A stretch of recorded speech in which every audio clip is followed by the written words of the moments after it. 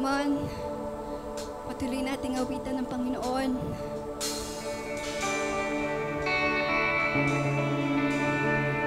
Tunay na ang Diyos ay mabuti at tapat sa bawat isa. Come on. As we sing this song, patuloy tayo magpasalamat dahil sa kanyang kabutihan.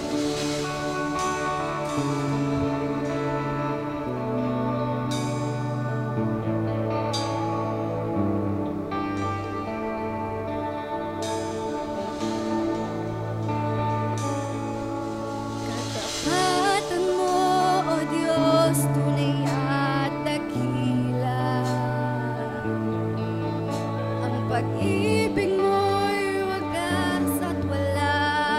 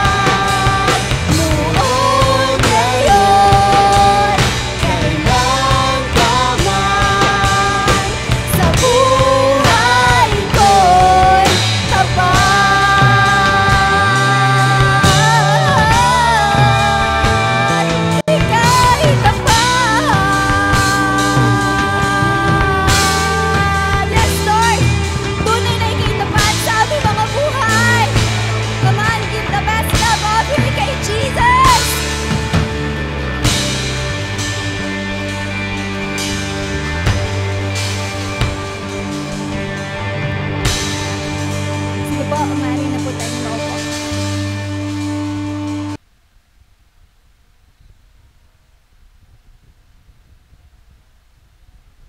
Praise God. Praise God. Palakpakan po natin si Lord.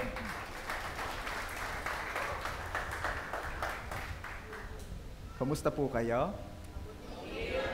Pabuti ng pabuti, paayos ng paayos, paganda ng paganda, papogi ng papogi, payaman ng payaman, pabanal ng pabanal, at tayo ay padami ng padami. Amen. Sabihin mo nga muna dyan sa iyong katabi, salamat sa biyaya ng Diyos, andito ka ngayon. Ayun. Bah. Sino po ang masaya na nandito yung katabi mo? Patingin nga paano yung masaya. Parang parang hindi naman masaya Parang nagagalit ata ang tingin naman Again, patingin mo nga doon sa iyong katabi na sinasabi mong masaya kang andito siya. Pakita mo yung ngiting masaya talaga. Sige nga. Can I see that? Ayan. Praise God. Okay, siya sige na. Convince na yung katabi mo na masaya ka talaga na nandito siya. Okay. Ang title po ng i-share ko sa inyo ngayong umaga ay A Letter from Paul. Yeah. Marami pong mga sulat si Paul sa mga early Christians po. Kaya kung makikita nyo po, yung mga pahuling books po sa Bible na ang mga pangalan ay kinuha sa mga lugar, yun po ay mga sulat po ni Paul, majority, hindi po lahat, mga sulat po ni Paul sa mga Kristiyano sa lugar na yon. For example, the letter of Paul to Romans, yun ay mga sulat po ni Paul sa mga Kristiyano sa lugar ng Roma, that time. O kaya naman yung mga Corinthians, di ba? We have 1st and 2nd Corinthians. Yun po ay mga sulat ni Paul sa mga Kristiyano sa Corinth.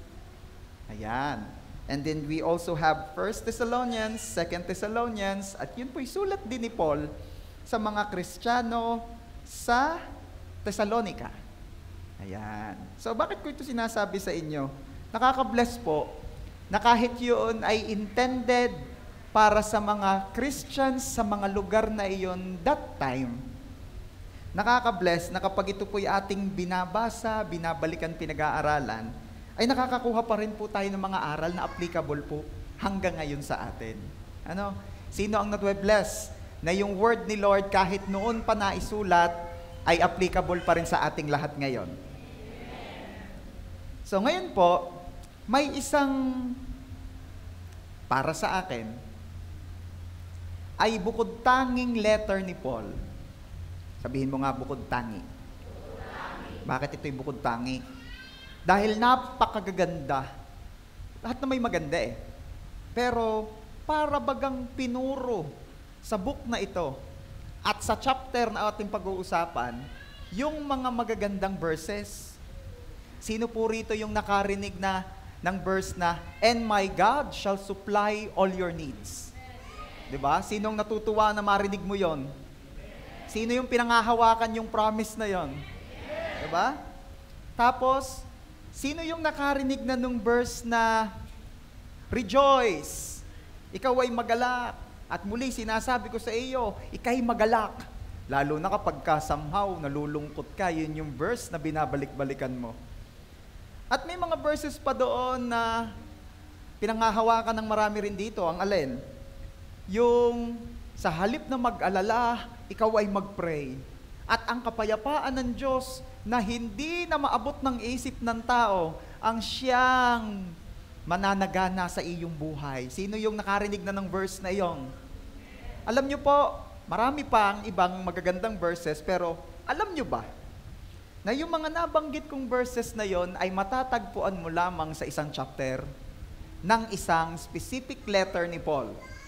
At yun po'y matatagpuan nyo sa Philippians chapter 4. Kaya sabi ko sa inyo, ay talagang talagang parang pinuro Parang inilagay din sa chapter na ang magagandang verses. Kaya sabi ko, atin niyang tingnan, atin niyang pag-aralan, bakit ito'y napakaganda. Kaya akin pong pinamagatan itong A Letter from Paul. Ayan. Bago po tayo magpatuloy, tayo muna po mag-pray. Father, in the name of our Lord Jesus, we come to you. We thank you for this wonderful day. Salamat po sa biyaya na makapag-Sunday service. Forgive us sa aming mga kakulangan, kalabisan, sa lahat naming mga kamalian, and cleanse and sanctify us with your blood. Today we pray, hayaan niyo po na makita namin lalo ang kabutihan mo. And coming from this letter of Paul to the Philippian church, hayaan niyong lalong ma-reveal sa amin ang kabutihan mo. We are entrusting, dedicating to you this Sunday service. Wala pong ibang maparangalan at mapapurihan, kundi ang tanging pangalan niyo lang po, Lord Jesus. Salamat po. At sa inyong mga kamay, itinatagubilin po namin ang gawaing ito. Sa inyo po ang lahat ng papuri. Ito po ang aming prayer in Jesus' name. And everybody shout and say, Amen. The best of palakpak po para kay Lord.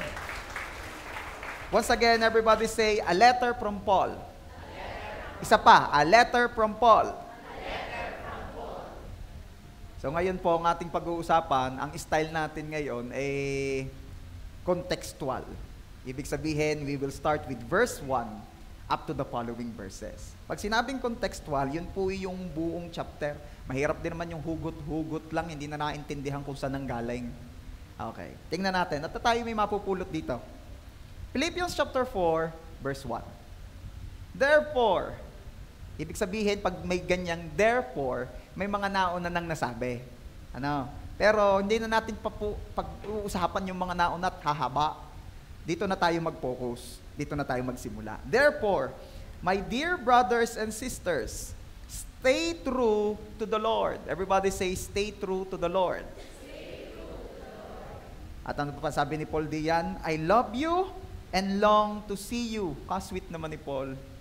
Dear friends, for you are my joy and the crown I receive for my work. Everybody say, stay true to the Lord. Ayan. Ang unang-unang ibinibili ni Paul sa mga Kristiyano sa Pilipos ay ano? Maging totoo kayo sa Diyos. Sabihin mo nga, magpakatotoo na. Ayan. Pag naririnig mo yung magpakatotoo, madalas, ang naiisip natin dyan yung negative eh. Magpakatotoo na tayo. Kung ano talaga, let's show our colors. Diba? Kung ikaw ba ay blue o pink, kung ikaw ba ay red or green, diba? Yung iba, politika na naman ang naiisip eh. Pag nababanggit yung mga kulay na yun, ano? Minsan negative ang ating naiisip pag sinabing, pakita na natin, nagpakatotoo na tayo. Pero, hindi po yun ang sinasabi rito ni Paul. Ang sinasabi rito ni Paul, magpakatotoo ka na. Kung ikaw ay kay Lord ka talaga. Ano? Hindi po pwedeng ikaw ay neutral. Hindi po pwedeng from Monday to Saturday ay ikaw ay sa mundo at sa kung ano ang kalakaran ng mundo, and on Sunday ka pa lamang kay Lord. Kung kay Lord ka. Sabi mo nga dyan sa iyong katabi, kay Lord tayo. Ewan ko kung naabutan ng mga Gen Z, pero kami po mga millennials, abot na abot po namin yung kay Susan tayo. Diba? Mga Gen Z, di na nila alam siguro yan. Ano? Pero kami mga laylayan ng millennials, ayan, ay di inabot po namin iyon. Pero hindi po tayo kay Susan, tayo po ay kay Lord. Nililinaw ko lang, ha? Baka pag uwi mo, anong natutunan mo? Kay Susan tayo, siya ka. Kay Lord po tayo, pangatauan na. Ano? Minsan nga may isa ring letter si Paul at ang sinasabi niya lang doon ay, seryosohin mo ang pakikipag-isa mo kay Jesucristo. Seryoso po si Lord sa kanyang relationship sa atin. Seryosohin mo rin naman si Lord. Kahirap naman na in a relationship, isa lang ang seryoso. Iba na naman ang naiisip ninyo. Totoo, sa true, mahirap yung isa lamang ang seryoso sa isang relasyon. Oh. Yun na may nami-misinterpret ng ibang mga kalalakihan, kaya ka seryoso-seryoso. Ano ka? Tayo kakain? Hindi sabi mo tayo kakain? Wait lang, pipicturean ko lang. Sabi naman ng lalaki, kakain akong kakain. Hindi yung mga picture-picture pangit. Na tayo makauwi na. Ikaw naman, seryoso-seryoso mo, kaya kabilis mong tumanda. Ayan. Hindi po yun ang ibig sabihin noon. Ang ibig sabihin lang, hindi naman pwedeng laylo ka sa relationship. Pag sinabi mong mahal mo. Pag sinabi mong, ako'y sa'yo't ikaw ay akin lamang, dapat seryoso yun. Hello?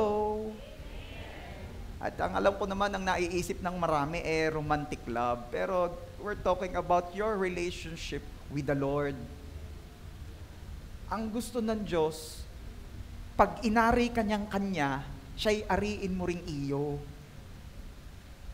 Ang gusto ni Lord ay talagang matinding love. Kaya nga sabi niya, love the Lord your God with all. Ayaw ni Lord ng padaplis-daplis na love. Sabihin mo nga sa iyong katabi, simula ngayon, magpapakatotoo na ako sa aking pagkakristyano. O, pumalakpak nga ng the best kay Lord, yung magpapakatotoo na. Congratulations. At ano pang sabi riyan? Sabi riyan, I love you and long to see you, dear friends, for you are my joy and the crown I receive for my work. Everybody say, my joy and the crown I receive for my work. Sino ba pinatutungkulan ni Paul dito? Pinatutungkulan ni Paul dito yung mga Kristiyano sa Pilipos na siya ang nag-win, siya ang nag-alaga, siya ang nag-life group. Sa madaling salita, sinasabi ni Paul, alam nyo ba mga kapatid ko diyan sa Pilipos, kayo ay aking mga bunga at kayo ay aking mga korona na. Kayo yung mga crown ko na, pagdating ko sa heaven, kayo na ang mga reward ko. Ano ibig sabihin dito? Alam mo ba na yung in-invite mo ay crown mo sa heaven?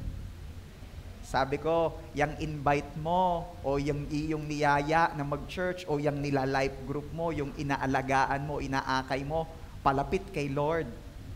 Sila ay mga crown mo na in heaven.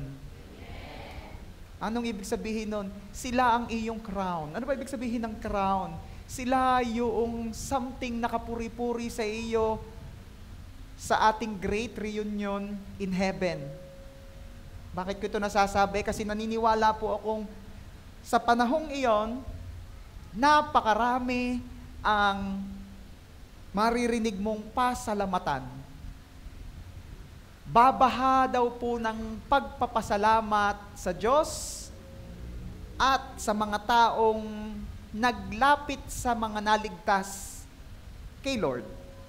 Ano ibig sabihin nito? Halimbawa, yung mga friends mo, sinama mo sa church, sila yung mga pinagpe-pray mo lagi at talagang ang heartbeat mo ay makakilala rin sila ng totohanan kay Jesus para sila ay masave. Para pagdating ng kahuli-hulihan, sa heaven ang punta nila. Alam niyo po, sa great reunion natin in heaven, yung mga friends mong yon, lalapit sa iyo at sasabihin nila, thank you. Bakit? Thank you kasi hindi ka na awkward na yayain ako sa church. Thank you kasi ang tiyaga-tiyaga mo, 99 times kitang nireject sa pag-i-invite mo sa akin, sa pa 100 na pa-oo mo ako. Salamat at hindi ka hindi ka napagod, nagtiyaga ka. Thank you sa prayers. Thank you sa walang sawa mong pagsesend sa akin ng mga links ng mga live service ninyo. Thank you. At ang sabi po ng marami, alingaw-ngaw daw yung pagpapasalamat na yon sa kalangitan. Kaya, tuloy lang kapatid, ikaw na nag-aakay ng marami palapit kay Lord, yang mga naakay mo, crown mo na yan. Di ba? Pwede bang palakpakan natin si Lord sa buhay ng mga life group leaders na matyagang nag-aalaga, sa mga soul winners na matyagang nagyayaya, nag-iimbita. Kayo po ay blessing sa buhay ng marami. keep it up. Tuloy po natin. Philippians chapter 4, verse 2. Yeah. Now, I appeal to Euodia and Syntyche. O yan, baka meron pong nag-iisip ng pangalan ng mga anak. Ayan. Si Euodia at si Syntyche. Parang si Netch-itech, ano? Mga babae po yan. Pakinggan natin. Please, because you belong to the Lord, settle your disagreement. Ay, uy, may ano? May latest. May happenings. Anong happenings? Alam nyo ba? Huy, makinig kayo. Alam nyo ba? Si Euodia at si Syntyche, hindi good terms. Alam niyo yan? Ay, hindi niyo alam. Ngayon,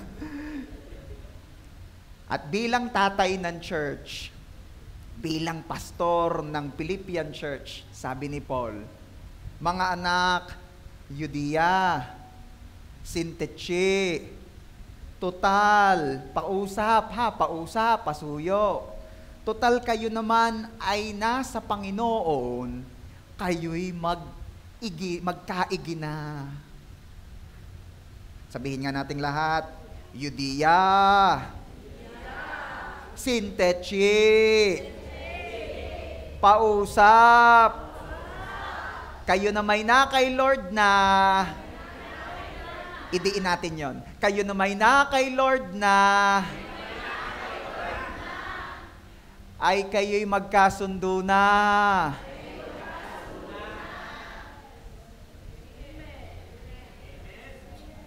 Naintindihan, mga Euodia at mga Syntyche? Kayo naman ay na kay Lord na. Tingnan ninyo, pausa, please, because you belong to the Lord. Settle your disagreement. At anong gusto kong makita nyo din ini-expect pala sa mga na kay Lord na you are settling any disagreements that you have between your kapatid in Christ.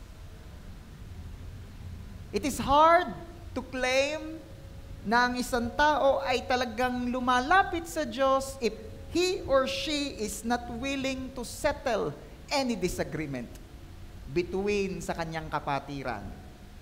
But, kung sinasabi nating tayo'y kay Lord, you are willing na makipagkasundo. Ito'y na-witness ko doon sa mga kasama kong mga tatay. Pagkatanggap nila ng totohanan kay Jesus, the very first thing that they did ay ano? Sila'y nakipagkasundo sa kanilang mga hindi kasundo. Sabi nung isa, nung tinanggap ko po ang Panginoong Jesus, ang una ko pong hiningi sa Panginoong Jesus, Panginoong Jesus, tulungan niyo po kung magpakumbaba at nang ako ay makapagpatawad. And it happened to him. Tapos yung isa namang tatay, ang sabi, talagang, nagkasundo kaming mag-asawa. At ang aming naging usapan ay siya, tayo magpapatuloy na sa Diyos, at ang una nating gagawin, patawarin na natin yung mga nagkasala sa atin. You see?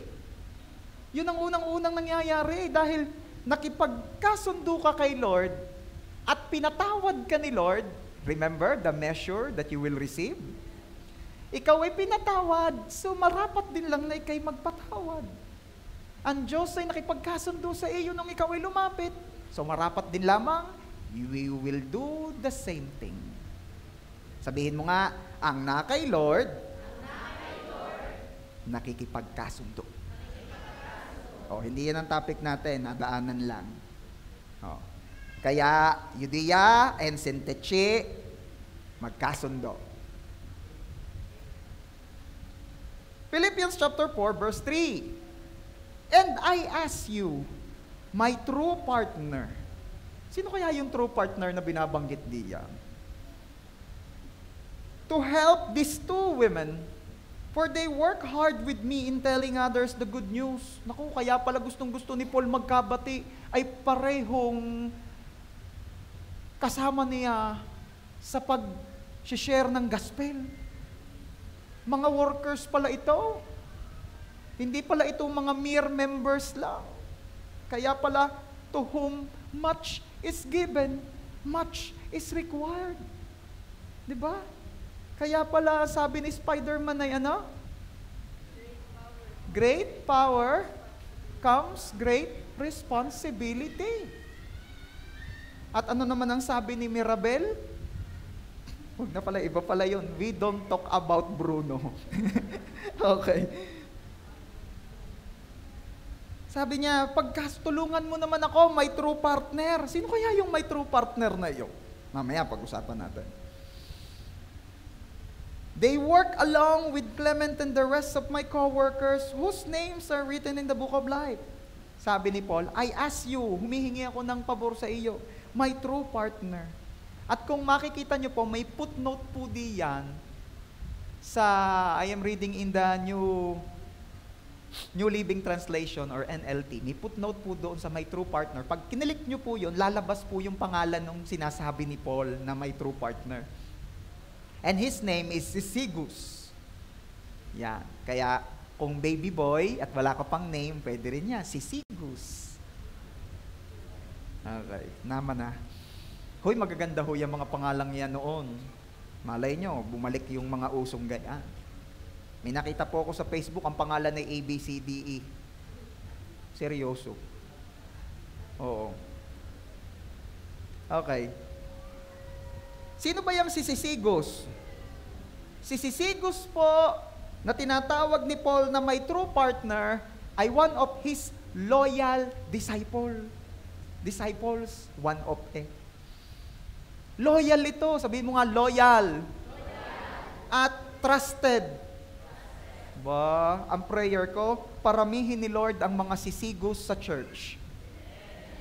Yung mga naaasahan na gagawa ng paraan sa ipagkakasundo. Ano nga uli ang ipinapakisuyo ni Paul kay Syzygus? Syzygus, pausap na. Pag-ayusin mo naman yan, dalawang iyan. Sino nga uli yung dalawang iyon? Si Euodia at ano si Sinech-Itech? Sentechi. Ano yung blind item? Okay. Ang prayer ko, dumami ang mga kagaya ni Syzygus na gumagawa ng kaparaanan sa ipagkakasundo. Yun naman ang sabi ni Jesus, mapalad o pinagpala ang mga taong gumagawa sa ipagkakasundo. Blessed are the peacemakers. Ano? At maubos ang mga kabaligtaran ni Syzygus. Ano naman ang kabaligtaran ni Syzygus? Mga troublemakers. Those who are doing things na para naman sa ikadidivide ng church. Oh, I rebuke that spirit in this church. Nakakatuwa lang po na may isang Syzygus in the church of Philippi na pwedeng asahan sa ipagkakasundo. Kaya ang prayer ko, the Lord will raise up among us more Syzygus, peacemakers. Sabihin mo nga sa iyong katabi, peace be with you. Sa kabila naman, and also with you. At ano pa ang sabi? For they work hard with me in telling others the good news. Nire-recognize ni Paul ang mga leaders. Nire-recognize ni Paul ang mga kasama niya sa church ng Philippi. Nire-recognize niya lahat. Meaning, walang tinititigan. Walang paborito. Lahat nire-recognize. Imagine, kahit yung dalawang may pintas dahil nagbababag, aba, ay nirecognize pa rin ni Paul. Ang sabi ni Paul, kahit sila'y gayaan, kasama ko sila sa paggawa ng ipinagagawa ni Jesus. Nire-recognize niya. At ano pa ang sabi niya doon sa dulo? Ang mga iyan ay kasama sa mga nakasulat na ang pangalan sa aklat ng langit. Diba? Kaya nakaka-bless na we belong into a church na naa-acknowledge, naa-appreciate lahat ng ating ginagawa. Sabihin mo nga sa iyong katabi, na-appreciate kita. Sabi nung isa, pastor, grabe, ang dami nyo nang pinasasabi, kinikilig na ho yung katabi ko. Na misinterpret na ako nito. Okay lang yan. Pero again, gusto kong makita ninyo rito, lahat po ng nasa JA1 San Jose family, ikaw ay appreciated. Ikaw ay celebrated. We celebrate you. And we're so happy that you are here.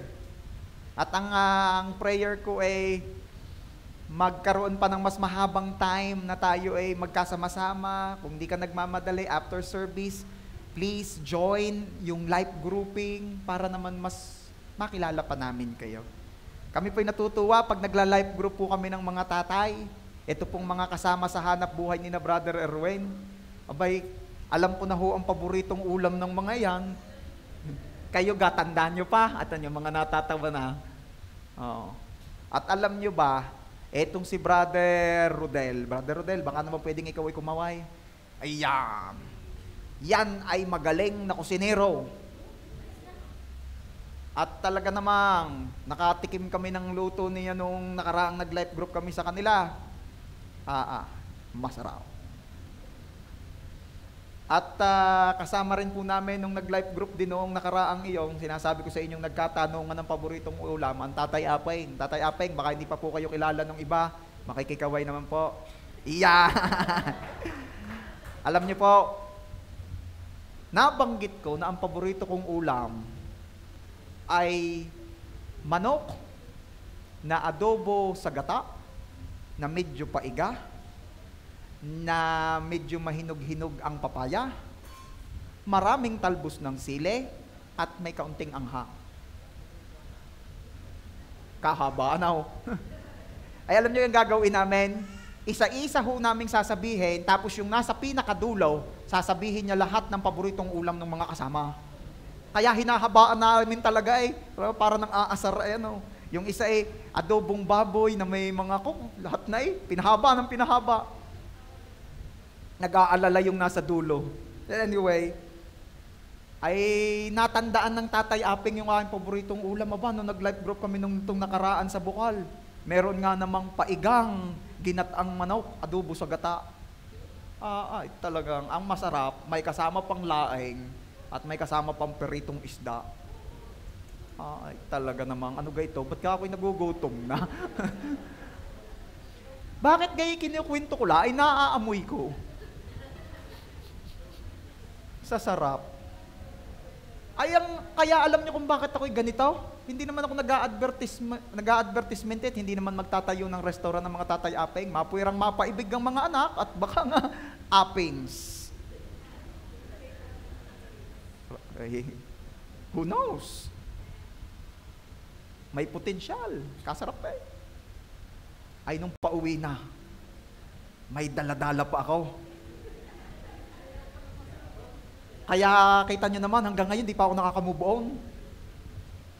Daladala ko na po yung lalagyan. Babalik ko po mamaya.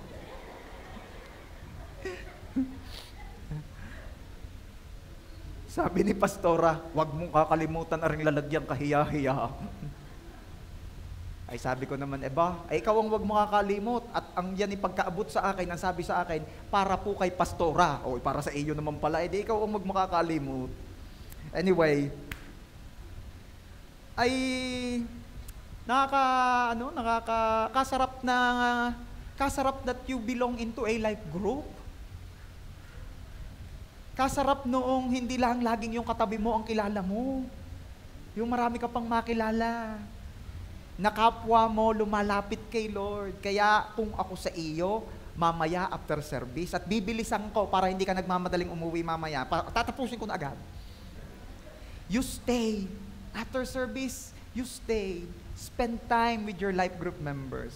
Wala po rin yung aking ibang life group member, maghanap ka diyan nung sa tingin mo magkakasundo kayo, umupo ka ro. Hindi ka itataboy ng mga iyan. At napakasarap ng kwentuhan pa rin yan, maniwala ka. Okay. Ano pa? Philippians chapter 4, verse 4. Always be full of joy in the Lord. I say it again, rejoice. Ini-encourage ni Paul na, mga kapatid ko diyan sa Pilipay, lagi kayong magpakaligaya sa Panginoon at muli, sinasabi ko, magpakaligaya ka. Bakit? Church, ang joy or happiness is a choice. It's a choice. Kaya ito'y itinuturo ni Paul, kaya ito'y kinukumand ni Paul, kaya ini-encourage niya ang mga Kristiyanong magpakaligaya kasi pwede mong piliing maging maligaya. Pastor, malungkot nga po ako. Choice mo yan. Pwede kang maging maligaya kahit kalungkot-lungkot na ang nangyayari. Sa tingin niyo po ako'y maligayang maligaya? Uy, tinatanong ko kayo. Sa tingin niyo po si Pastor maligayang maligaya? Praise God. The next question is, sa tingin niyo po, walang pinagdadaanang nakakapagpalungkot si Pastor? No, amen. Bakit? Meron din po akong mga pinagdadaanan. Ang hirap-hirap kaya nung tuwi na lamang may makakakita sa iyo, sasabihin ikaw ay pogi. Nakaka-offend na. Hindi ka lang pwedeng ma-offend kasi pastor ka. Yan, nayabang. Biro lang po. Pero lahat tayo may pinagdaraanan. Okay lang naman daanan, di ba? Wag lang tambayan. Okay lang daanan, wag mong tambayan. Pwede ka malungkot at pag kayo nakalungkot na, siya tama na. Happiness is a choice. Piliing maging masaya. Ay pastor, kahit naman pinipili ko, ako'y nalulungkot pa din. Bakit ka po karinig? Siya, kumpletuhin mo ang instruction ni Paul. Always be full of joy in the Lord. Dahil kapag wala kang malakas, matindi, matibay na dahilan para sumaya, kahit piliin mong sumaya, malulungkot ka ulit. Kailangan may mabigat kang dahilan para sumaya. At pag naalaala mong may Diyos ka, sasaya ka. Hayaan mong ang Diyos ang maging dahilan ng kagalakan mo. Pastor, iniwan po ako ng jowa ko. Iniwan ka ni Lord? Hindi po. Siya saya na. Pastor, nawalan po ako ng pera. Nawalan ka ng Diyos? Ay, hindi po. Siya saya na. Pastor, tinanggal po ako sa trabaho. Tinanggal ka ni Lord sa listahan ng mga pupunta ng langit? Hindi po. Siya saya na. Are you there? Philippians chapter 4 verse 5, let everyone see that you are considerate. Everybody say, considerate. In all you do. Remember, the Lord is coming soon. Sabi po roon, let everyone see. Hayaan mong ang bawat isa'y makita ka na ikaw ay considerate. Sa ibang version po, gentle. Hindi magaspang. Hindi padalos-dalos. Pinag-iisipan muna ng madaming beses ang sasabihin bago pakawalaan sa bibig. Bagay na dapat pinapraktis nating lahat kahit na mga Kristiyano. Amen ba? Oo, 'di ba? Kasi minsan bara-bara tayo sa imik natin. At tumahimik ang JA1 San Jose. 'Di ba? Minsan bara-bara tayo, careless tayo, tactless. Minsan, pastor, nagpapakatotoo lang ako. Eto ako, ganito ako magsalita. Ay, pwede yung baguhin. If happiness is a choice, so as gentleness. You can be gentle with your words. Diba? Sabihin mo nga sa iyong katabi, sa biyaya ng Diyos. Pipiliin ko na pagpapala ang lalabas sa bibig ko. Diba? Hayaan mo na makilala at mabantog ka na ang iyong bibig ay ang lumalabas ay nakaka-encourage, nakakapagpalakas, nakakapagpasaya. Kasama naman nung nababantog ka na, sino gayan? Yan, di mo kilala yan. Ay, di gayan bunga nga niya siyang siya ng lagaan ng tutut. Diba? Hayaan mong makilala ka na ang iyong bibig, ang lumalabas ay pagpapala. Encouragement. Nakakapagpatibay, nakakapagpalakas. Hindi yung nakakadurog, hindi yung nakakadegrade, hindi yung nakakababa. Pastor, mahinahon naman ho ko magsalita. Okay, sample nga nung mahinahon. Kayong mga tatamad-tamad kayo. Walang asenso ang buhay nyo pag ganyan, ha? Kayong mga asanan laging mga linta. Ka-gentle naman. Ka-gentle nung pagsasabi, yung words. So, hindi lamang po gentle in manner, gentle din ang mga words na pinipili. Are you there? Ito po'y para sa ating lahat, ha? Hindi ko po sinasabing ako'y exempted. Kaya ako'y, hanggat maaari, nilalagay ko na ho sa aking outline lahat ng sasabihin ko.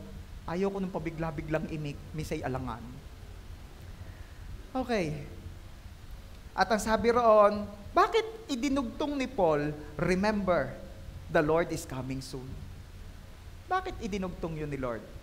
Una, alam naman natin, let me remind you, na lahat ay ipagbibigay sulit natin kay Lord pagharap natin sa Kanya sa kahuli-hulihan. Including the words na hinayaan mong lumabas sa bibig mo. Ano ang sabi ng Bible dyan? And you will enjoy the fruits of your lips. At ikaw ay makikinabang sa anumang magiging bunga ng iyong mga labi, mabuti man yan o masama. At alam mo bang yan na ipagbibigay sulit mo kay Lord sa kahuli-hulihan? Sasabihin ni Lord sa iyo, anong ginawa mo dyan sa bibig na binigay ko? Ano ang lumabas na mga salita sa bibig na iyan? Pag sinabi mo, naging blessing po ang bibig na ito sa marami, anong sasabihin ni Lord? Well done, my good and faithful servant. Ano pa? Malapit na pong bumalik si Lord. At dahil malapit nang bumalik si Lord, the more na dapat mas marami na ang bumalik kay Lord at makakilala ng totohanan kay Jesus. At ang iyong bibig, ang isa sa mga numero unong kasangkapan na ginagamit ng Diyos para maglapit ng marami pang tao sa Panginoon. So imagine kung ang iyong bibig ay hindi pagpapala ang nalabas, kundi pagpapalo. Paanong lalapit ang mga taong nakakarinig ng iyong mga sinasabi? Are you there? Again, isang magandang motivation para piliin nating maging gentle every time na tayo nakikipag-usap sa mga tao. Malapit nang bumalik si Lord. Hayaan mo na kahit sa mga simpleng pakikipag-usap mo sa iyong kapwa, maging kasangkapan niya ng Panginoon para sila'y ma-encourage na manumbalik kay Lord, bumalik kay Lord. Are you there? Okay, number 1 na tayo. Wala pa pala sa number 1 yun. Kasi nga, inilatag ko po sa inyo yung panggagalingan para naman magka-idea kayo na ito naman hindi basta yun lang. Ito po yung mga bilin ni Paul. At kung hindi po ako nagkakamali, ito na rin ang mga last words na narinig ng Philippian church kay Paul. So, ano pa? Ang gusto ko makita ninyo rito at i-highlight sa letter na ito ni Paul. Number 1, don't worry about anything. Sabihin mo nga sa iyong katabi, huwag laging nagwo-worry. May sasabihin ako sa inyo. Ang laging nagwo-worry, ang mukha umaagli. Ngayon, tingnan mo ang katabi mo. Mukha ba yang nagwo-worry o mukhang hindi nagwo-worry? Tingni ang mukha. Paalala ha, gentle words. Anong sabi? Mukha pong hindi nagwo-worry. Kasi hindi po ugly, ang pretty. Sabihin mo nga kung babae ang katabi mo, ang pretty mo. Sabi nung isa, ay pagka lalaki, wala kang sasabihin. Huwag mo sasabihin pretty. Pretty boy. Yan. Yung mga millennials, nabot mo yung kantang yon. Oh my pretty, I love Parang mga pusa, ay ano. Pero bentang-benta yun sa atin noon, ano? Oh, okay. Don't worry about anything. Philippians chapter 4, verse 6. Don't worry about anything. Bakit ang worry ay big deal? Bakit ang worry ay big deal? Trending na trending po ngayon ang mental health. Sabihin mo nga dyan sa iyong katabi, mental health. Hindi pa tapos, wag kayo naman. Trending yan. Ha? Kaya nga, let's be gentle always. Hindi mo alam ang pinagdadaanan ng binabash. Sheesh. Sino nakaranas ng mabash? Ay, walang famous dito. Uy, alam nyo, kahit hindi mo naman kailangan maging famous para mabash. Ang dami kayong mga, alam mo yun, tuwan-tuwa ka doon sa pinost mo, tapos may mga ha-ha-ha.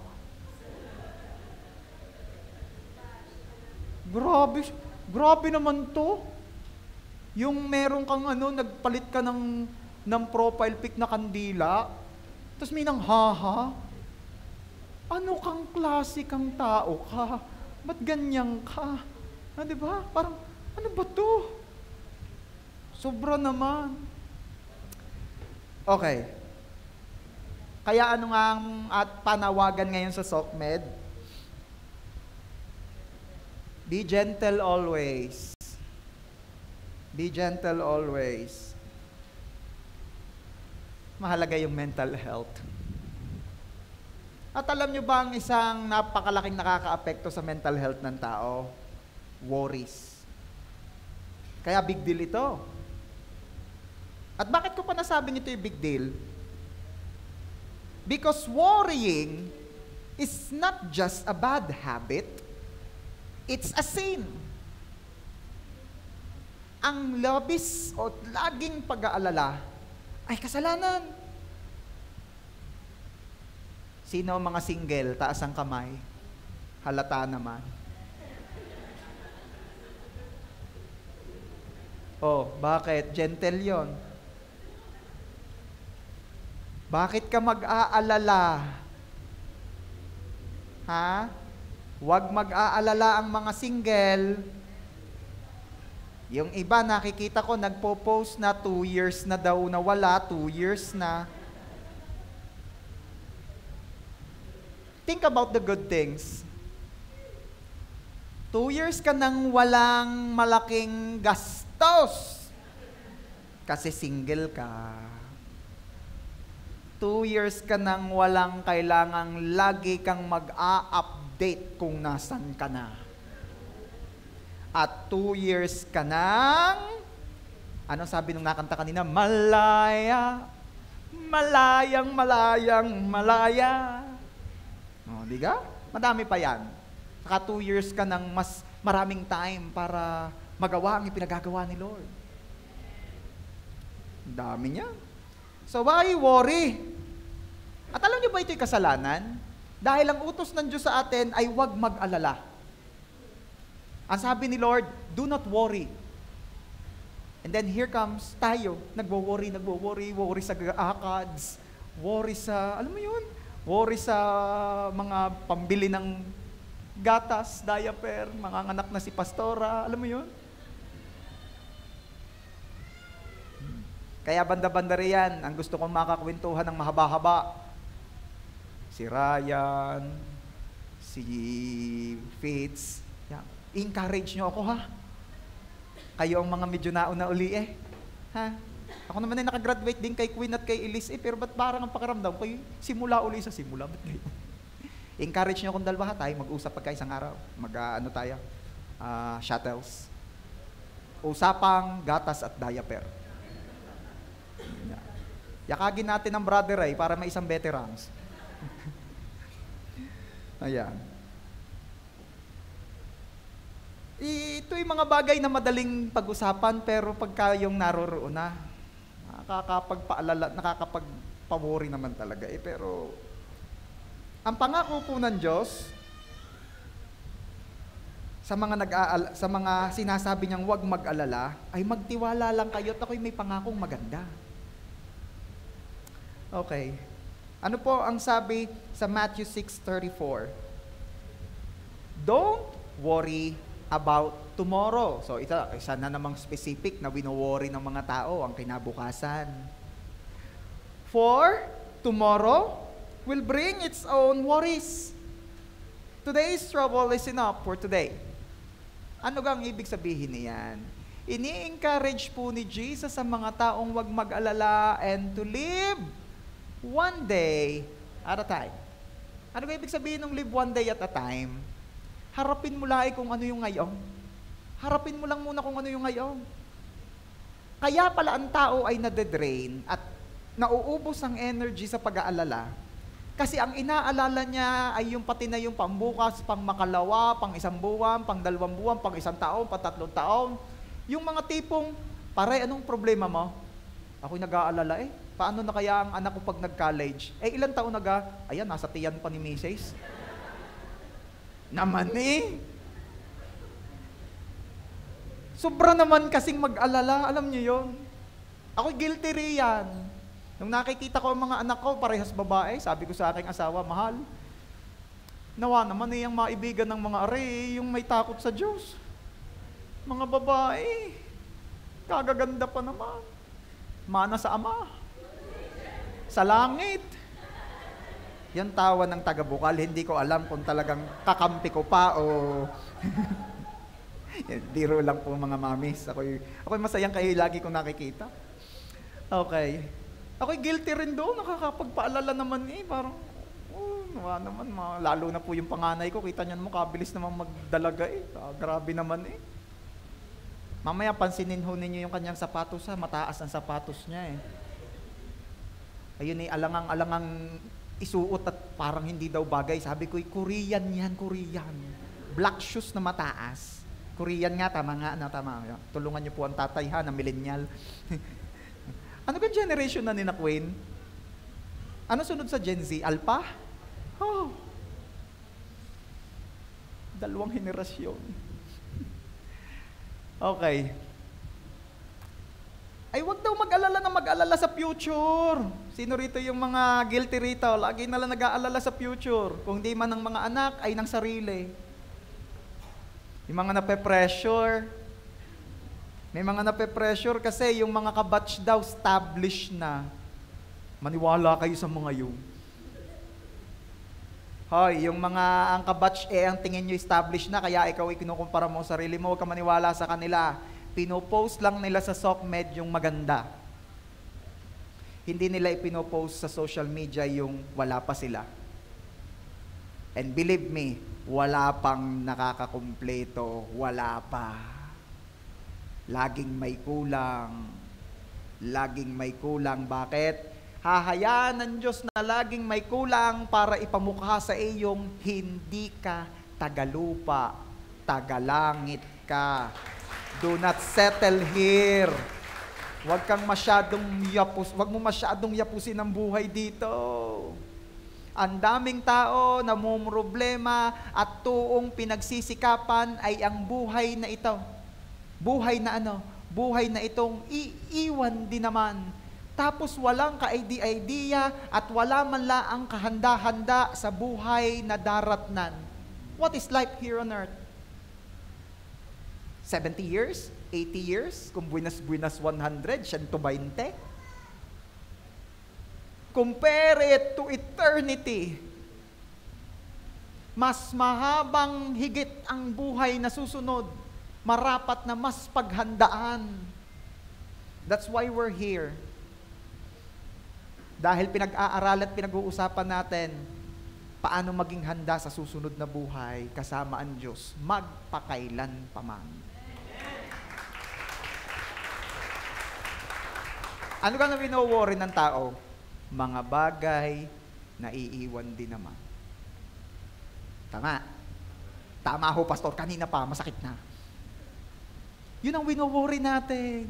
Mga iiwan din naman. Pag yan naalala mo, ikaw itatalinaw. Hindi ko naman sinasabing be irresponsible, Hindi ko naman sinasabing, huwag ka nang mangarap. Sige lang, nasa lupa ka pa eh. Kung palangit ka na, sige.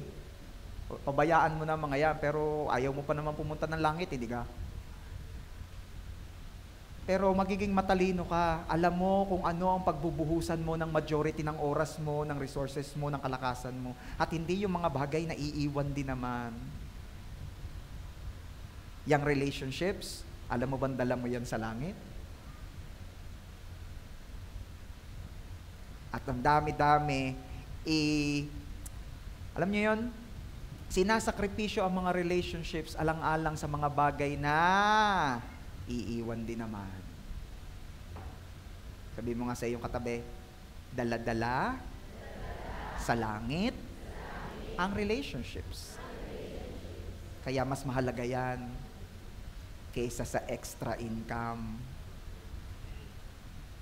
Mas mahalaga yan kaysa sa mga hassle, grind.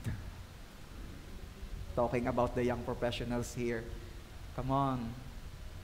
Spend time with your parents, spend time with your kapatids, spend time with your loved ones. Sila, dala-dala mo hanggang langit.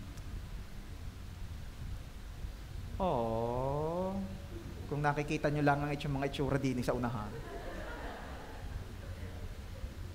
Mga matang nagsasabing, kung pwede ko lang ibalik ang mga oras. Hindi mo may ibalik, pero marami pa naman, you just make bawi. Number 2, pray about everything. Everybody say, pray about everything. Pray about everything. Philippians chapter 4 verse 6, don't worry about anything, instead pray about everything, tell God what you need. Meron pong isang survey na ginawa ang Social Weather Stations, SWS. Baka nakita niyo rin to, pinost po ito ng GMA. Sabi po roon, praying is the top coping mechanism for stressed Filipinos. Ang numero 1 raw na panlaban sa stress ng mga Pinoy ay pananalangin. Wow naman. At least, hindi ibang bagay. At sabi po sa survey, nagkandak po sila ng survey sa 1,500 adult Filipinos at na-reveal po doon na 16% of the participants reported praying or engaging in spiritual activities to cope with stress. So majority, 16%, ang paraan nila para mapagtagumpayan ng stress, they pray or they join religious activities. At alam mo ba, Kristiyano, lamang ka kasi ang pinapanalanginan mo'y Diyos na tumutugon. Lamang ka dahil ang pinapanalanginan mo ay Diyos na tunay. Pastor, ano po ang ginagawa ng iba kung 16% lang ang nagpe-pray kapag nai-stress? Eto, yung 14% daw ho ay natulog. Tinan mo nga yung katabi mo, kung kasama sa 14% o nasa 16%. Gising pa, siya, 16% yan. Yung iba raw naman, yung 11% namamasyal. Naku, mahirap yun. Yung stress, mamamasyal, pagkatapos ng pasyal at nakita ang gastos, stress na naman yun. Yung 7% daw, they think positively. Kung wala ka namang malalim at matibay na paghuhugutan ng pagiging positive sa buhay, mahirap din yan. 6% nagpo-focus daw sa work o sa school. Paano kung yun na nakaka-stress? At yung 6% daw, hindi na lang pinapansin ang problema. Problema yan. Sabi, wag mo na lang pansinin ang problema. Yun nga ang problema ko. Hindi kasi ako pinapansin. Oh, bala ka dyan. KSP pala. Okay. Bakit ko to sinasabi sa inyo? Praise God, dahil ang Pilipino, nakikita na, na-appreciate na ang kahalagahan ng pananalangin. Alam niyo ba sa ibang bansa, lalo na ako, hindi ako magkakamali sa Japan, ang tao doon, pag na-stress, nag-suicide. Ganun sila. At ako'y thankful dahil ang Pilipino, pag nai-stress, nag-pray. Ano naglulumi? can change things. Sabihin mo nga, prayer can change things. Bakit ko to sinasabi sa inyo? Sabi nung isa, 14% daw natutulog pag stress. Pagkatulog mo, yung buong tulog ka, wag mo lang mapanaginipan, ay hindi ka may stress nga. Ay pagising mo, hi, I miss you, sabi nung stress mo. 11% nagtithink positive. Wala. Kahit ganyan isipin mong positive, mababago gayan? Hindi. Nagpo-focus sa work o sa schooling, lalo na nga kung doon nakaka-stress, etc., etc. Pero ang prayer lang po sa mga nabanggit, ang may kayang baguhin o kayang bumago ng sitwasyon mo. Bakit kayang baguhin ang panalangin ng sitwasyon ng tao? Because when you pray, you're bringing the strongest being in your situation.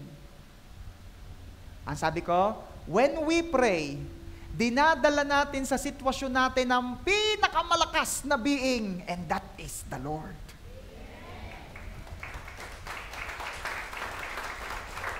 At pag ang Diyos na ang humarap sa sitwasyon mo, ay tiyak may magbabago. Siguradong may mangyayari. Kaya sa halip na ikaw ay magpa-pressure, pray sure. Pray sure. Ay, paharap nga ng pressure cooker. Anong pressure cooker? Pray sure. Sabihin mo nga dyan sa iyong katabi, pray. Palakpakan natin si Lord. Sabi dyan sa verse, di ba? Tell God what you need. So, praying, sabi dyan, di ba? Don't worry about anything. Instead, pray about everything. Ang pinagpe-pray, hindi lang problema. Ang pagpe-pray po ay pagsasabi ng everything kay Lord. Marami guilty rito. Ako nagiging guilty rin dito minsan eh. Nagpe-pray lang pag may problema. No. Kaya ang sabi ni Paul, pray about everything. Everything, kahit good things, sabihin mo kay Lord. Yan ang may relationship. Sabihin mo nga, may relationship ako kay Lord. Ang may relationship ga, problema lang ang sinasabi. Di ba? Lalo mga girls, naku, pagkakauwi ko po galing sa mga activities, pagdating ko po sa bahay, si Pastora, yan igising pa. Kahit ako ilalilate na ng uwi, pagdating ko sa bahay, gising pa. Pagpasok ko sa kwarto, hihiga ako. Thank you, Lord. Sasabihin, biglang may iimik sa kadiliman, kumusta? Si Pastora, gising pa. Yung wife ko. Ay, ayos naman ako, kasarap ng aming ulam. Ay, gaya. May relationship eh. So, hindi lamang problema ang kinikwento ko sa kanya. Gayon din po sa Diyos. Pray about everything. Praying is telling God everything. Sabihin mo lahat kay Lord. Sabihin mo lahat. Lord, alam niyo po, kanina pinansin na po niya ako. Alam ko, Lord, kinikilig din po yung mga angels dyan sa heaven. Kaya lang po, may kasama po siyang iba.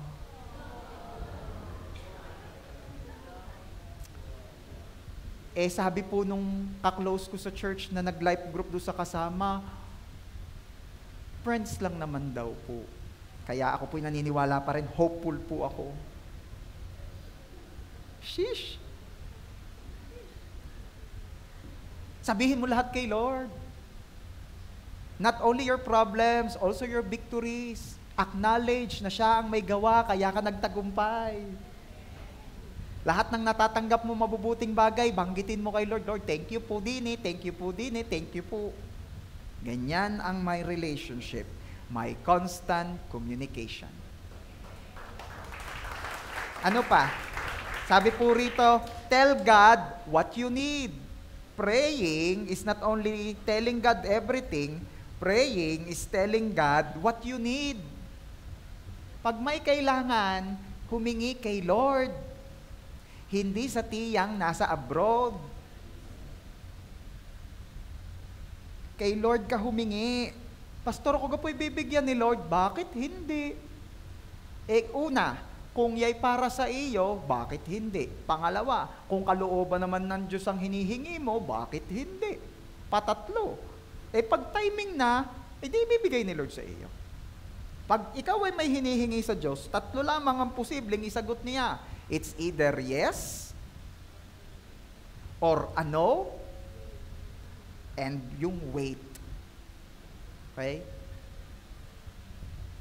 Kaya ikaw ay humingi. Sabi nga ni Jesus, kaya nga't kayo'y wala ay dahil hindi kayo humihingi. Kayo'y humingi nang kayo'y mabigyan. Ay yung iba ayaw humingi. Bakit? Baka hindi ho ibigay. Sino kung sabi sa iyo yung hindi ibibigay? Paano nga ho kung hindi ibigay? Ay paano kung ibigay? Ay paano ho kung hindi ibigay? Ay paano nga ako ibigay? Di ka? Di ka? May galagyan tinitingnan niyo yung negative. Ay di kung hindi. Ibig sabihin mas maganda ang gustong ibigay ni Lord sa iyo. Kaya hindi ibibigay yung hinihingi mo. Kita mo, hinihingi mo yung nakrasyan mo, ang ibinigay sa iyo mas maganda. Oh. Amen ka kung katabi mo ang asawa mo, umayos ka. Di ba?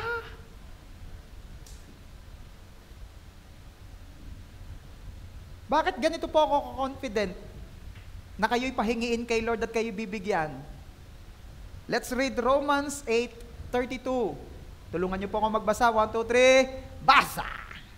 He who did not spare His own Son, but gave Him up for us all, how will He not also, along with Him, graciously give us all things? Sa Tagalog, siya na hindi ipinagdamot, ipinagkait ang kanyang anak, kundi ibinigay ang kalahat-lahat. Sa tingin ninyo'y meron pa ba siyang ipagkakait sa inyo? Na ibigay na ng Diyos Ama ang nag-iisang anak, ano pa ang hindi niya kayang ibigay sa atin? Are you there? Kaya ang basihan ng tinde ng kayang ibigay ni Lord ay ang anak. Laging ganyan ang isipin mo, anong hinihingi mo?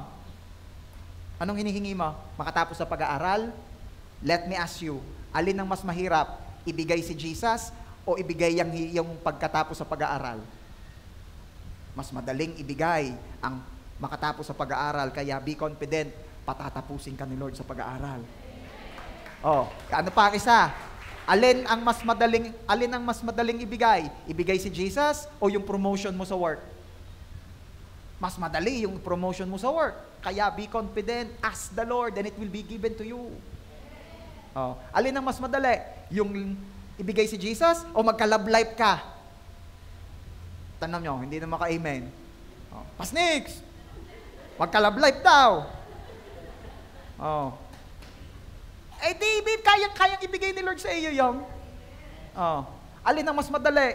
Yung ibigay si Jesus o yung maunawaan ng mga lalaki ang babae? Ibigay si Jesus. Kayang ibigay ng Ama ang anumang hinihingi mo dahil naibigay na ang anak. Wala nang ipagkakait pa ang Ama. Yung sinabi ko kanina, biro lang yun.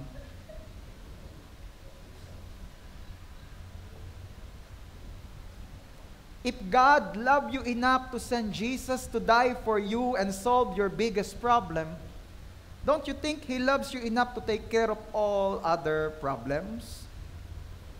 Kung ganun kang kamahal ng Diyos na yung pinakamatinding problema ng tao, which is salvation, natugunan na ng Diyos. Wala nang binatbat ang iba pang pinag-aalala mo. Kaya if I were you, I will pray. And I will be confident to ask sa aking Ama who generously give everything without finding fault. Hingi, generous ang Ama. Palakpakan nga natin si Lord, come on. Number 3, thank God for all He has done. Philippians 4:6, don't worry about anything, instead pray about everything, tell God what you need, and thank Him for all He has done. No matter what happens, give thanks. No matter what happened, give thanks. Nag-take ka ng licensure exam, hindi ka pumasa, thank you, Lord. hindi ka sinagot ng nililigawan mo, thank you, Lord. May rejection, thank you, Lord. May problema, thank you, Lord. Pastor, bakit ganun? Hindi ka nagte-thank you dahil sa mga masamang nangyayari. Nagte-thank you ka kay Lord kasi in spite of what happening, your Lord is still the Lord. Yun. Sabi nga nung isang kanta, in the good times and bad, you are on your throne. You are God alone. That's why, in all circumstances, give thanks. Pwede ba sabihin natin lahat, sabay-sabay, thank you Lord, 1, 2, 3. Thank you Lord!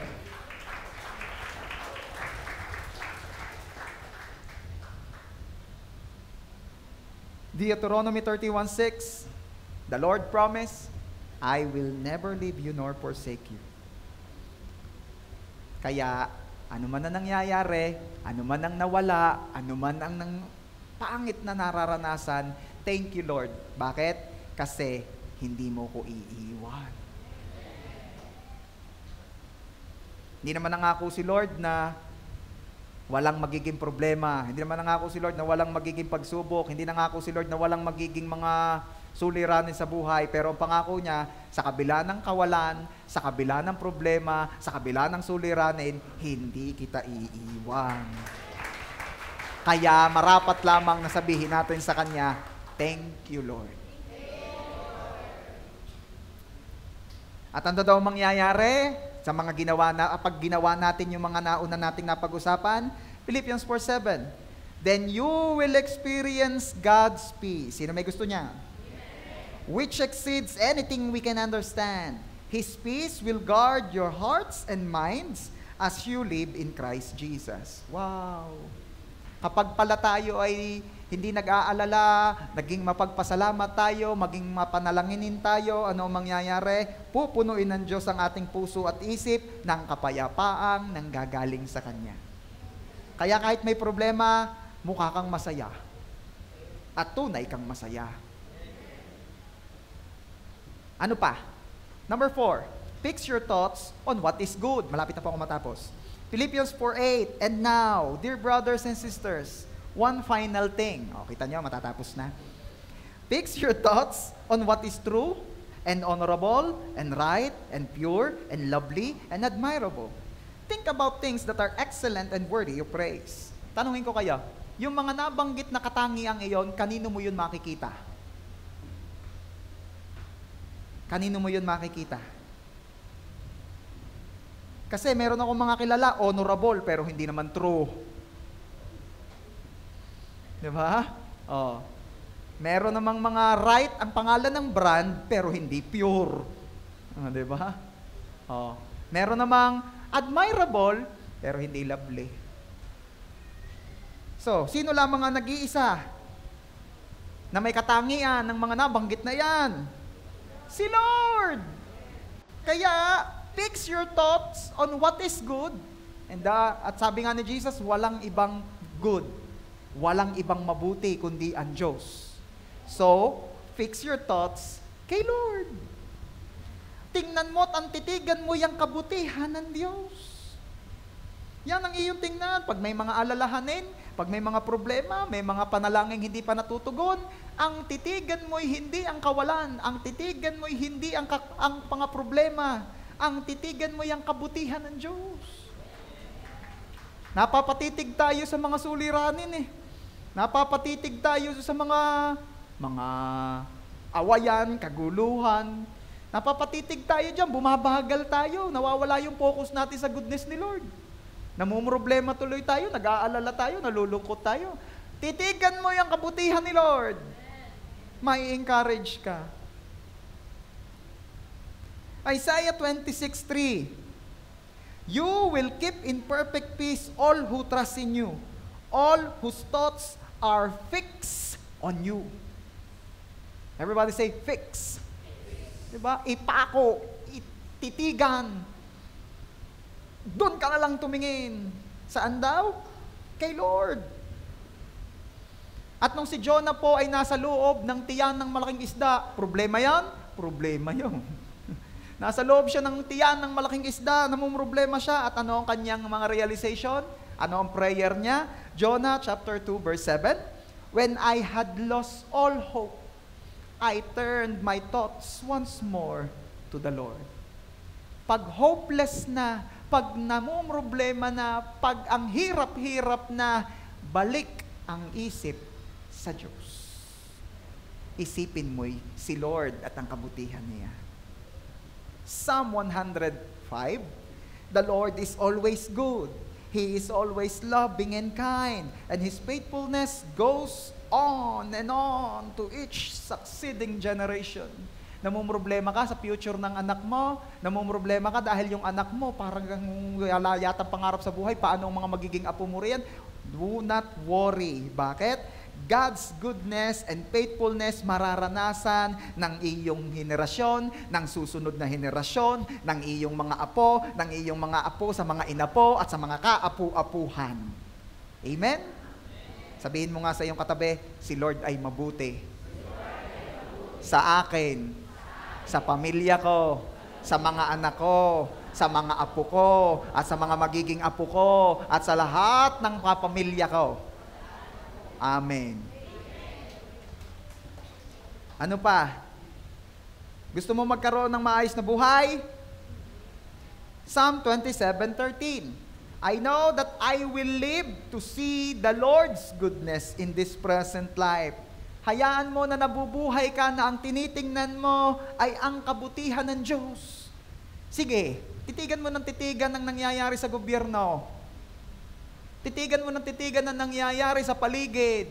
Titigan mo ng titigan yung sinasabi nilang mga usong sakit na yun ilalagnatin daw ng gayang kaya walang pasok yung iba. Kaya na lang sa kaayos-ayos ng iyong mood nung nasa jeep ka, may tumitighi, may bababa ka na.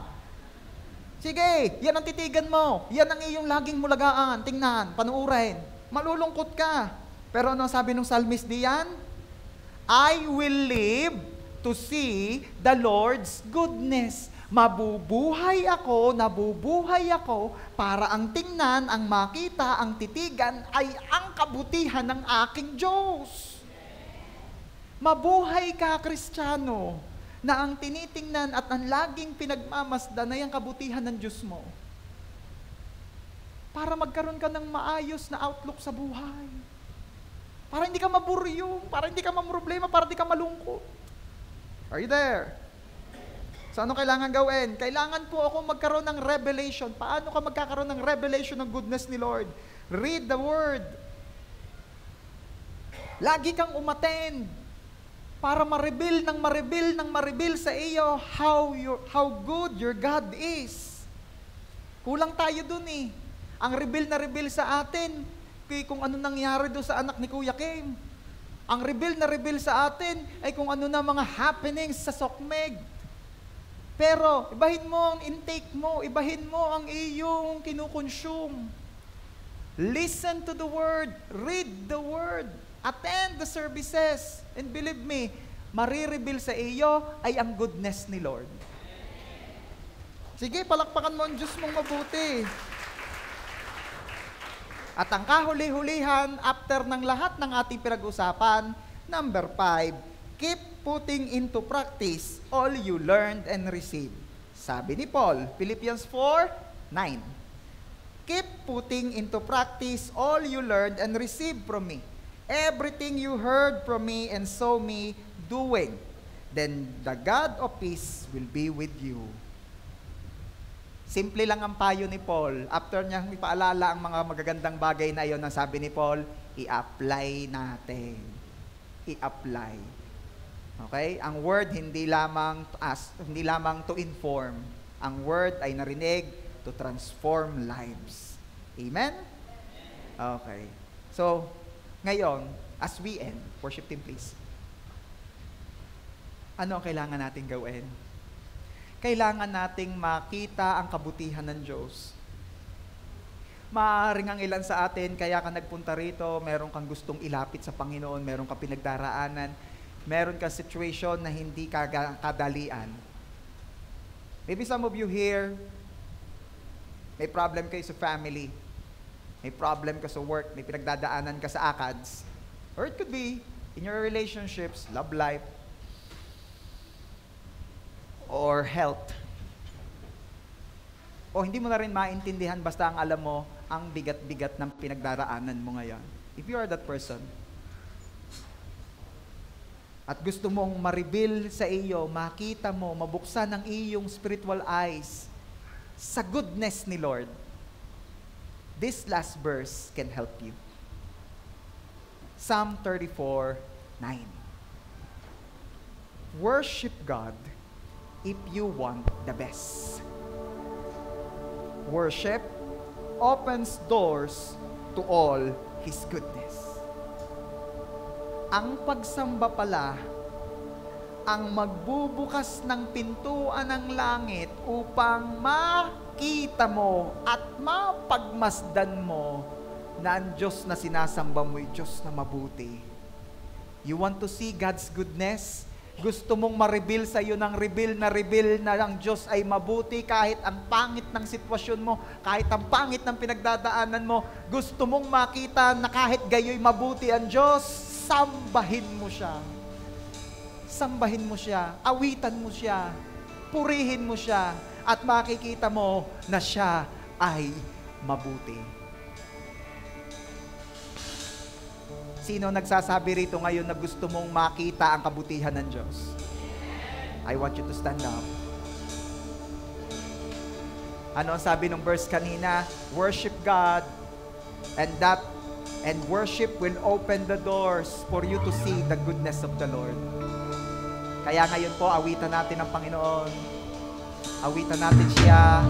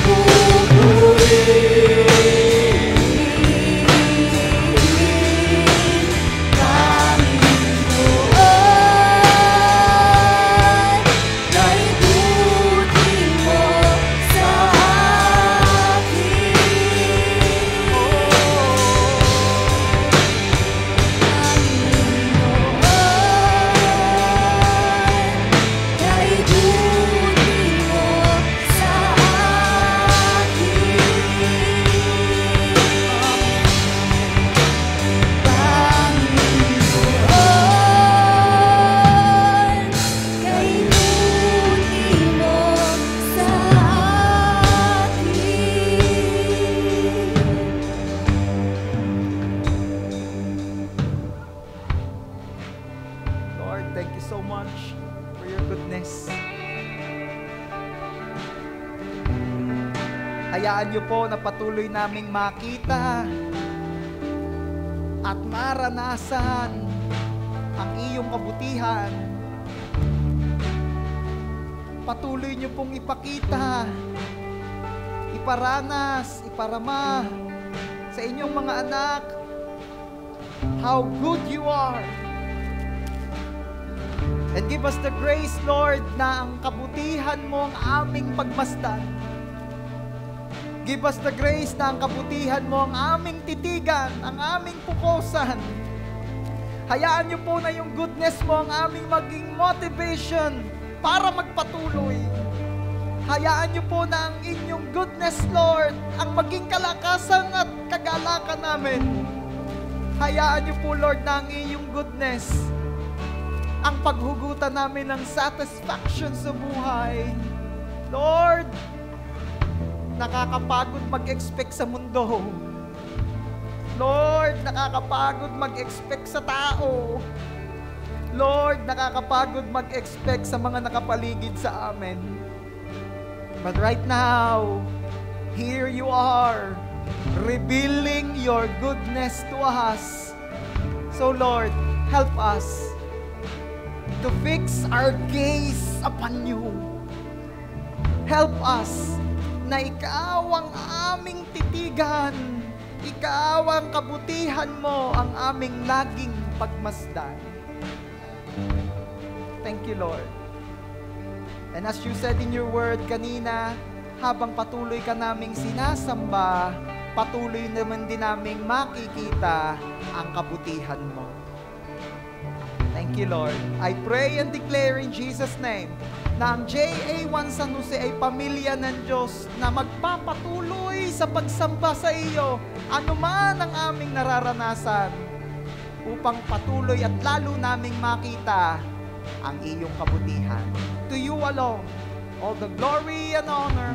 Ito po ang aming prayer in Jesus' name. And everybody say, Amen. God bless you po. Sige po, makakaupo na po tayo.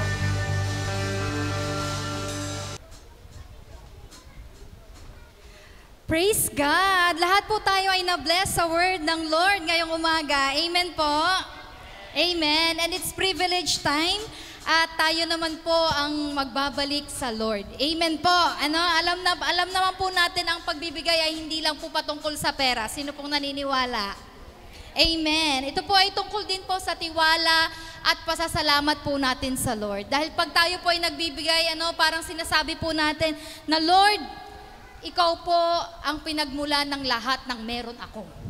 Amen po. Wala pong sa atin, lahat po ay galing lang din sa Lord. Sabi nga po sa Malakay 3:10, dalhin ninyo ang buong ikasampung bahagi sa kamalig at subukin ninyo ako kung hindi ko bubuksan ang mga durungawan ng langit at ibubuhos sa inyo ang masaganang pagpapala. Sino pong may gusto ng masaganang pagpapala? May tatlo po. Lord, narinig niyo po yung tatlo. Sino pong may gusto ng masaganang pagpapala? Amen. Amen. Kaya po habang tayo po ay nagbibigay ngayon, magbibigay po, gawin po natin ito ng may kagalakan at ng may faith. Amen po. Dahil po ang Diyos na nagbibigay ng binhi sa mga nagtatanim, siya rin po yung Diyos na magpapatubo ng ani sa ating buhay. Amen po. So alam ko pong lahat po tayo excited na magbigay. Hawakan po natin ang ating mga envelope. At sa online po, mga viewers po natin na gusto pong mag-partake sa gawain ito, i-message nyo lang po ang page para po maibigay sa inyo po yung details kung saan po tayo pwede mag-transfer. Sige po, let's pray. Lord, maraming salamat for this kind of privilege na makapagbigay po sa Diyos ng mga Diyos, sa Hari ng mga Hari, sa Diyos ng may-ari ng lahat, at sa Diyos na lahat ng meron kami, Panginoon, lahat ay galing din naman sa iyo. Panginoon, we offer to you our tithes, our offering, our first fruit, O God. Receive this as an act of our worship and obedience to you, O God. Maraming salamat dahil patuloy niyo po kaming binibigyan ng capability para makapagbigay, O Diyos. Lord, sa lahat po ng mga magbibigay, Panginoon, pagpalain niyo po ang lahat ng aming resources in Jesus' mighty name. Lord, we receive po ang lahat po ng mga pangakong nakalakip, Panginoon, as we give our tithes and as we give our offerings. Maraming salamat po. Magamit po ito sa higit na ikalalago ng iyong kaharian. We love you, we thank you, in Jesus' name we pray. Amen and amen. Lord, maraming salamat po sa kakayanan at kagustuhan na makapagbigay. It is our way of saying, Lord, hindi po kami mag-aalala about our finances because we believe na kayo po ang aming provider. Tanggapin niyo po ang aming mga kaloob na ito bilang aming pag-ibig at parangal sa iyo. In Jesus' name, amen. Lord, bless niyo rin po ang bread and juice na gagamitin po namin sa communion at patuloy niyo pong ipaalala sa amin yung grabing love na ipinakita niyo po sa cross. In Jesus' name we pray. Amen. Lahat po ng meron ng bread and juice ay ini-invite ko po tumayo. At sabihin po nating lahat, Ama naming Diyos, patawarin niyo po ako sa aking mga kasalanan. Panginoong Jesus, kayo po ang aking Diyos. Kayo po ang aking Panginoon. Kayo po ang aking tagapagligtas. Tinatanggap ko po kayo sa aking buhay. Maghari po kayo sa akin. Kainin po natin ang bread na sumisimbolo sa kanyang katawan.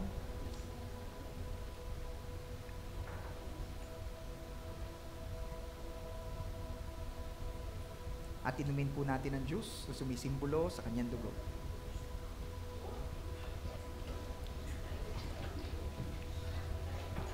Thank you, Lord. Minsan pa, palakpakan po natin ang the best of Jesus. And let's celebrate God's victory sa gawain po.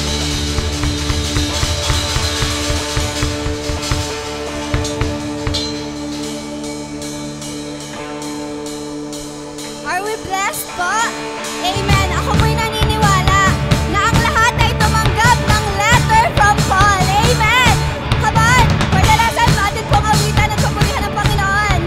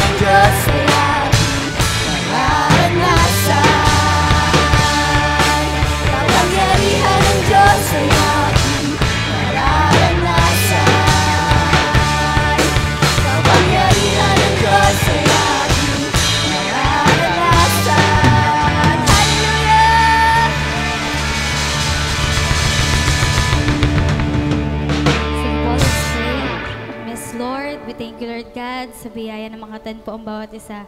Salamat, Panginoon, sa bagong salita, Lord God, na aming narinig. We pray na anuman po aming narinig, hindi lang po kami na-inform, kami po ay na-transform nito, Panginoon.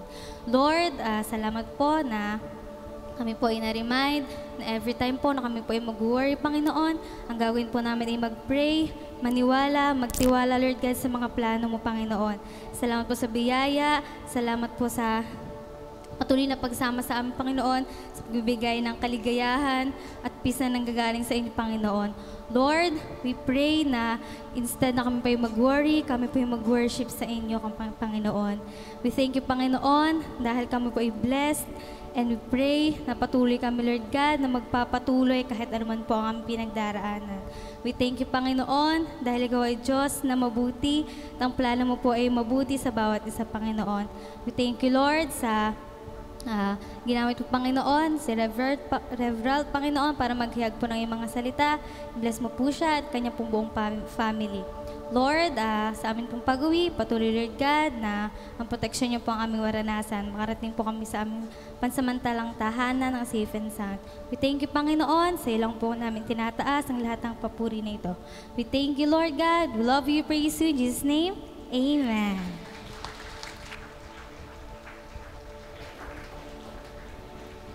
The Lord bless you and keep you, make His face shine upon you and be gracious to you. May He lift His countenance upon you and give you shalom. At habang nakataas po ang ating mga kamay, iniiwan ko sa ating lahat ang pag-ibig ni Abba Father, ang biyaya ni Lord Jesus na ating tagapagligtas, at ang pagsama ni Holy Spirit ay mapasa ating lahat ngayon, bukas at magpakailanman, at ang lahat ng anak ng Diyos na laging ang titingnan at tititigan ay ang kabutihan ng Diyos. Lahat ay magsabi na, Amen! God bless you.